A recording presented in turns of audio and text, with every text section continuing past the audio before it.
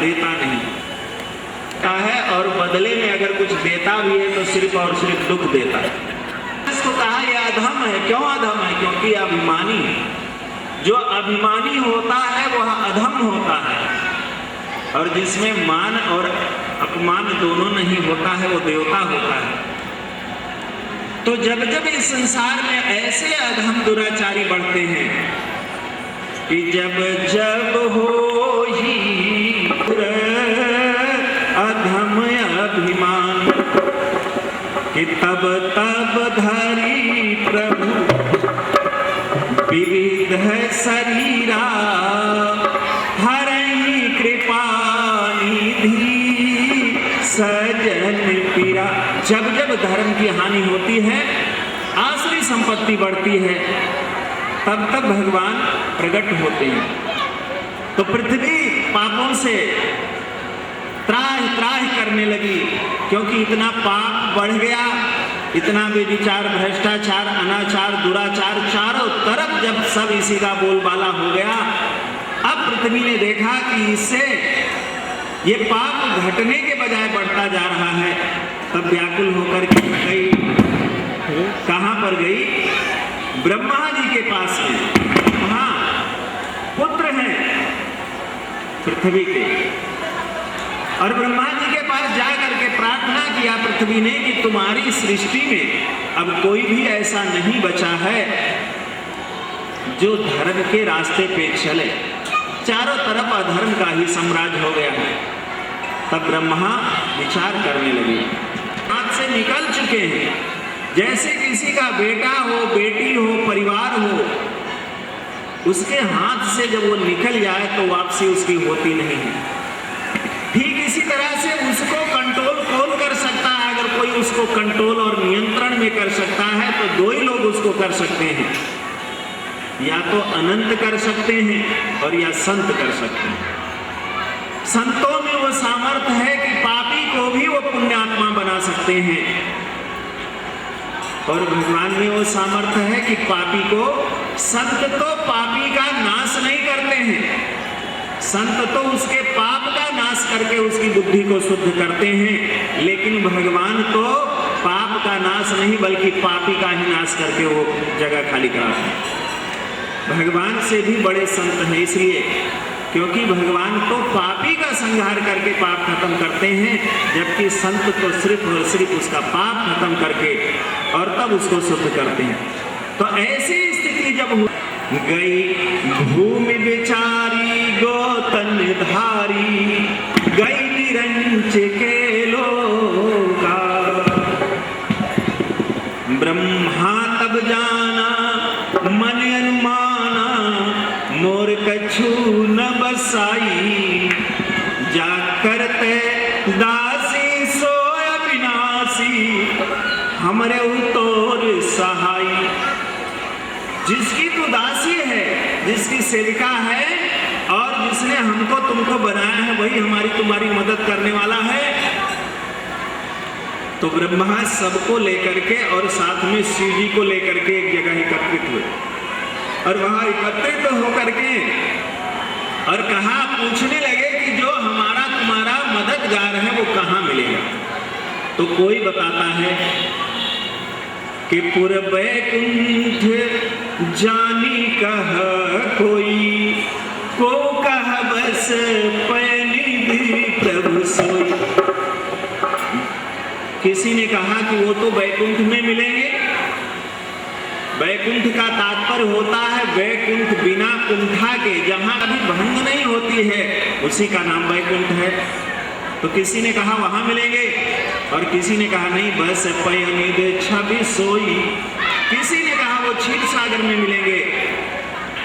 सबने अपने अपने हिसाब से बताया कि जाके हृदय भगति जस प्रीति, ताहा प्रभु प्रगट सदाय हरिति। जैसे हृदय में जिसकी भक्ति होती है और जिसका जितना प्रेम होता है, उसी हिसाब से भगवान प्रकट होते हैं। लेकिन उसी समय पार्वती जी से भगवान शिव कहते हैं, ते समाज गिरजा में रहूं,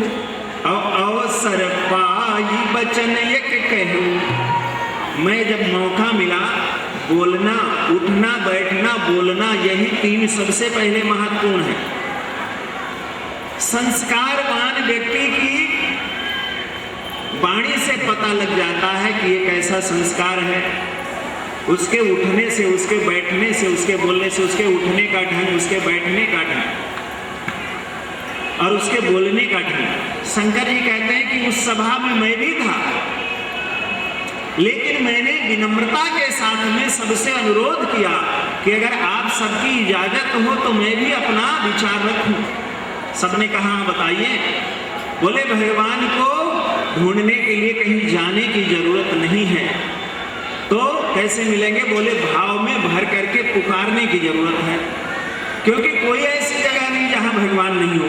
और तब भगवान ने बताया, भगवान शिव के रूप में हनुमान जी ने ये फार्मूला बताया कि भगवान कैसे मिलेंगे कि हरि व्यापक सर्वत्र समाना, प्रेम ते प्रगट होई में जाना। श्री राम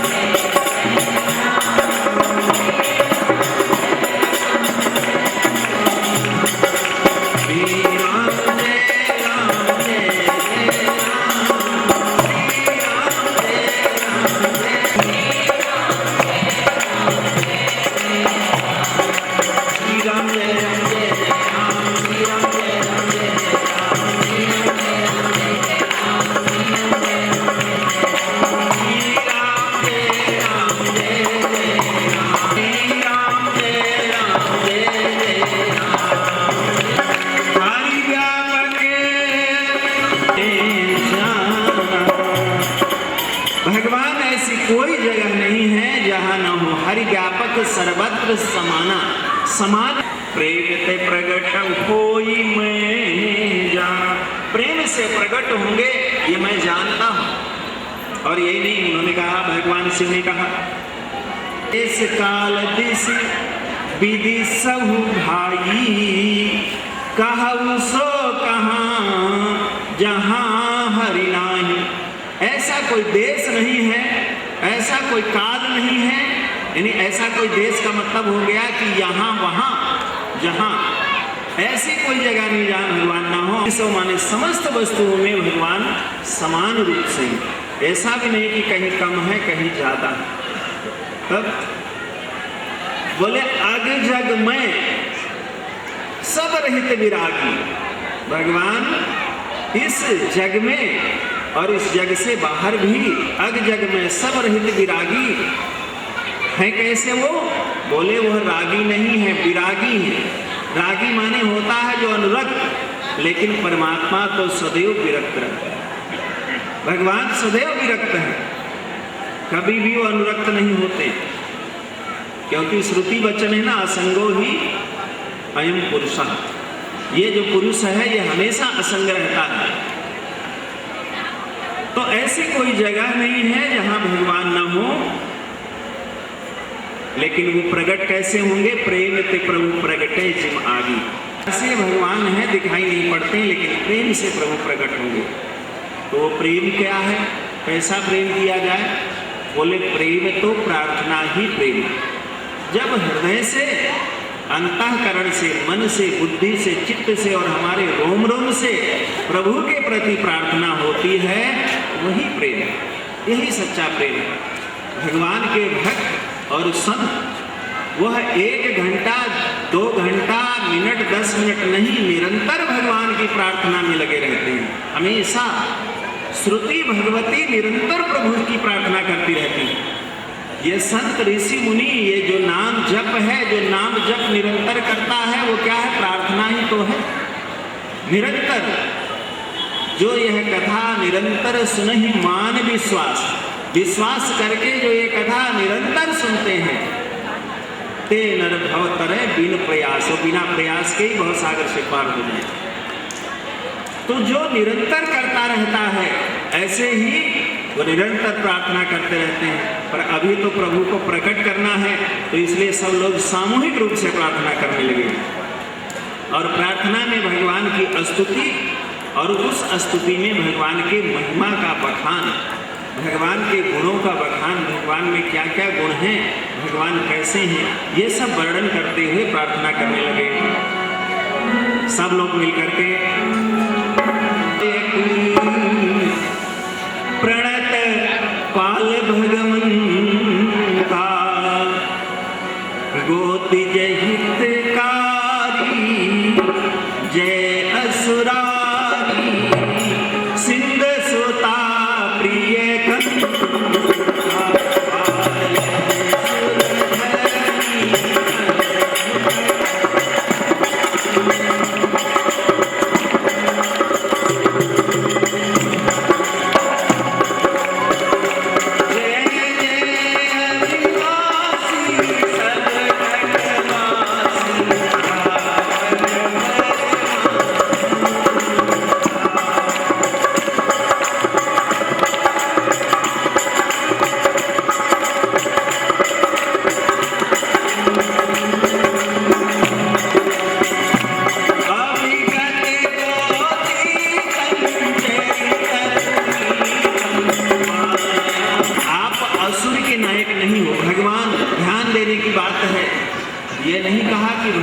किसके नायक है? न तो भगवान मनुष्य के नायक हैं और न भगवान असुर के नायक हैं। भगवान तो सुर के नायक है। यानी भगवान को भजना है, भगवान को पाना है तो मनुष्य बनकर के भगवान को नहीं पाया जा सकता। असुर बनकर के तो उनकी बात भी नहीं की जा सकती, न सुनी जा सकती है। तो भगवान को पाने के लिए देवता बनना पड़ेगा। और देवता बनने के लिए जब हमारे अंदर दैवी गुण आएंगे तभी देवता बने, बिना देवता बने। इसलिए वेद में जो मंत्र है यज्ञेन यज्ञमय जन्ति देवस्थानि धर्माणि प्रथमान्यासन्ते हनाकं महिमाना सचन्तयत पूर्वे साध्याः सन्ति देवा। जब भगवान को भजना है तो देवता बन करके भजना पड़ेगा, क्योंकि भगवान देवताओं के नायक है। और देवता कौन होता है? जिसमें दैवी संपत्ति होती है। और दैवी संपत्ति में 6 संपत्ति बताया गया। 6 वस्तु जिसके पास में है वो देवता है मनुष्य होते हुए। ये 6 चीज क्या है? पहला है सम, यानी जिसका मन उसके बस में है। दूसरा है दम, जिसकी इंद्रियां उसके बस में है। और मन कैसे बस में है, इंद्रियां कैसे बस में है? मिठाई की दुकान पे जा करके और वहां बैठ करके भी मिठाई न खाए मीठा खाने वाला, तब उसको पता लगेगा अरे उसके पास कुछ नहीं है तो बड़ा त्यागी है। असक्यम परम साधु, असक्य होकर के साधु बनना नहीं। जब उसके पास सब कुछ होते हुए भी और उसमें उसके प्रति कोई दीनता न हो, उसके प्रति कोई भाव न हो, तब वह सम वाला है, यानी उसका मन उसके बस में है। और दम माने उसकी इंद्रियां बस में है। तो सम और दम। तीसरा है तितिक्षा। तितिक्षा का तात्पर्य हुआ सहनशीलता। लोग अक्सर पूछते हैं आखिर हम कितना सहें? सहने की कोई सीमा तो होगी? सहने की कोई सीमा नहीं है, क्योंकि सीमा जिसकी होती है वह आसुरी संपत्ति है। आसुरी संपत्ति की सीमा होगी, मानसी संपत्ति की सीमा होगी, दैवी संपत्ति की कभी सीमा नहीं होती। समुद्र की कोई सीमा नहीं होती, वो असीम है। तो सहने की कोई सीमा नहीं है। अगर सहने की सीमा होती तो पृथ्वी सहती नहीं, रसातल को चली जाती। आकाश टूट करके हमारे ऊपर गिर पड़ता, वो सहता नहीं। कितना धूल धक्कड़ धुआं हम उसको भेजते हैं, पृथ्वी पर कितना अधर्म करते हैं। जल की सीमा होती सहने की तो पानी सूख करके कभी मिलता ही नहीं। वायु की सीमा होती अगर सहने की तो ऑक्सीजन मिलने के बाद इतना कचरा करते हैं, कभी हवा बदती नहीं। अग्नि की सीमा होती सहने की तो हमारे अंदर भी वो अग्नि जो पचाती है वो खत्म हो गई होती। ये सब असीम है। क्योंकि ये क्या है, ये दैवी संपत्ति से युक्त है, इसलिए सहने की कोई सीमा नहीं होती है, बल्कि जो सहाने वाला है वो थक जाएगा, उसकी सीमा। सहाने की सीमा है पर सहने की सीमा नहीं है। तो तितीक्षा, और तितीक्षा में भी पहले आता है तोष, यानी सह लेना। कोई हमको गाली दे रहा है, मेरा अपमान कर रहा है, वो सह लेना, या मेरी बुराई कर रहा है, या मेरा कहीं मेरे जिल्लत कर दिया, उसको सह लेना, वो तोष है, सह लिया। और सहने पर भी कोई उसे दुख नहीं हुआ, ये तो तोष हुआ। और तोष के बाद में उसने अगर गाली दिया, उसने अगर दुत्कारा, हमको मेरा अपमान कर दिया, तो सहा नहीं, बल्कि बहुत खुश हो गया कि पहली बार किसी ने मुझे शीशा दिखाया है, दर्पण दिखाया है, कि मुझे मौका मिला है कि मैं अपना आत्मनिरीक्षण करूं, कि देखूं मेरे अंदर कौन कौन सी कमी है, और वो उसको धन्यवाद दे। उसको कहते हैं संतोष। और तोष और संतोष दोनों मिलकर के जहां पर केवल उसको खुशी खुशी मिलती है, दुख में भी खुश है और सुख में भी खुश है, उसको बोलते हैं तितीक्षा। इसलिए दैवी संपत्ति। कहां तक वो जो है जुल्म करने की उसकी इंतहा है। एक कहानी सुनिए, श्री राम जयराम। किसी समय जब मुगल साम्राज्य था, तो जब पहले, बहुत पहले की बात है, जबरदस्ती धर्म परिवर्तन कराने के लिए, और तो उस समय की बात है कि औरंगजेब ने कश्मीर के ब्राह्मणों को भेजा कि तुम सब लोग धर्म परिवर्तन करो। वो सब कहाँ गए? गुरु तेग बहादुर सिंह के पास में, और कहा, गुरुदेव मेरे ऊपर धर्म संकट आ गया है, आप मेरी रक्षा करें। स्वधर्म में निधनम श्रेय पर धर्मो भयावह। अपने धर्म में रहना ही श्रेयकर है, दूसरे का धर्म भयावह। तो वहां पर रह करके और उन्होंने क्या किया? कहा, महाराज मेरी रक्षा करो। तो उन्होंने ध्यान किया और ध्यान में कहा कि कोई महापुरुष अगर अपनी कुर्बानी दे दे तो तुम लोग बच सकते हो। उनका जो पुत्र था गुरु तेग बहादुर सिंह जी का, गुरु गोविंद सिंह। गुरु गोविंद सिंह ने कहा, बहुत छोटी उम्र थी, कहा, पिताजी आपसे बड़ा आज महापुरुष कौन है, और इनकी रक्षा के लिए आप कुर्बानी दे दीजिए। ठीक है, समझ में आ गया कि वे गुरु की गद्दी संभालने वाला आ गया। बोले जाओ जाके बोल दो कि गुरु तेग बहादुर को अपना धर्म कबूल करा लो, और उसके बाद मैं हम सब लोग मान जाए। ठीक है, उसकी सेना आई, उठा करके ले गए, और उठा करके लेकर के गए तो वो यातना दिया कि उनके एक मित्र को उठा करके और जलते हुए कड़ाहे में डाल दिया गया, लेकिन उनके चेहरे से हंसी मुस्कुराहट गई नहीं, मुस्कुराते हुए, और शरीर जल गया, जाए नहीं। और लोग तो अर्थ का अनर्थ लगा करके झूठा ही बवंडर मचाए रहते हैं। उनका एक ही काम है कि जितना काम अच्छा हो उसमें कोई ना कोई विघ्न और कोई कमी निकाल करके, और कितनी बड़ी मूर्खता है, खाली इसके लिए कि मेरा नाम हो जाए, उसका नाम हो जाए। अरे झूठे नाम में क्या रखा है? नाम तो हमारा कल भी नकली था, आज भी नकली है, कल भी नकली रहेगा। जब मेरे अभी किसी से पूछा जाए कि अच्छा आप अपनी 7वीं पीढ़ी के दादा का नाम बताइए, तो याद नहीं हो, भगवान का होना चाहिए। कल भी उन्हीं का नाम रहेगा, आज भी उन्हीं का नाम है, और कल भी। ऐसी तितीक्षा जिसमें होती है उसको देवता की। तो पहला गुण हुआ सम, दूसरा गुण हुआ दम, तीसरा हुआ तितीक्षा, और चौथा गुण तब आता है, तब श्रद्धा आती है। जिसके अंदर तितीक्षा होगी, सम होगा, दम होगा, जिसका मन ही बस में नहीं है, उसकी श्रद्धा कितने घड़ी रहेगी? थोड़ी देर रहेगी, फिर कभी भी उड़ सकती है, उसकी श्रद्धा टिकाऊ नहीं है। जिसकी इंद्रियां उसके बस में नहीं है, जिसका मन उसके बस में नहीं है, वो किसी बात पर श्रद्धा जा सकती है।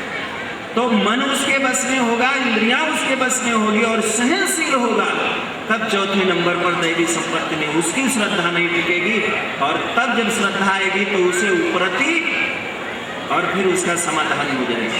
ये 6 संपत्ति जिसके पास में है वो दैवी संपत्ति है, और जिसके पास दैवी संपत्ति है उसका नायक कौन है, उसका सेनापति कौन है, उसका स्वामी कौन है, उसका स्वामी वैकुंठनाथ है। और तब ये बता रहे देवता लोग कि जय जय सुरनायक जन सुखदायक भगवान होंगे और वह अपने आदमी को सुख ही सुख देते हैं। जय जय सुरनायक जन सुखदायक प्रणत पाल भगवंता बोधि जय हितकारी जय असुरारी सिंधु सुतारी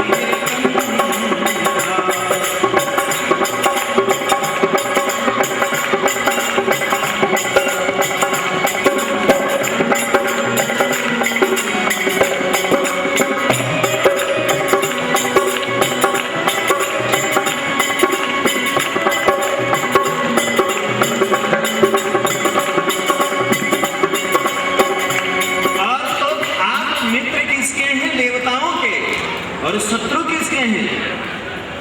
बोधिज हितकारी, गौ और ब्राह्मण के हित करने वाले हैं। और जय असुरारी, आरी किसके हैं? शत्रु किसके हैं? बोले असुरों के। आसुरी संपत्ति जिसके पास होती है उसका भगवान नाश ही कर देते हैं।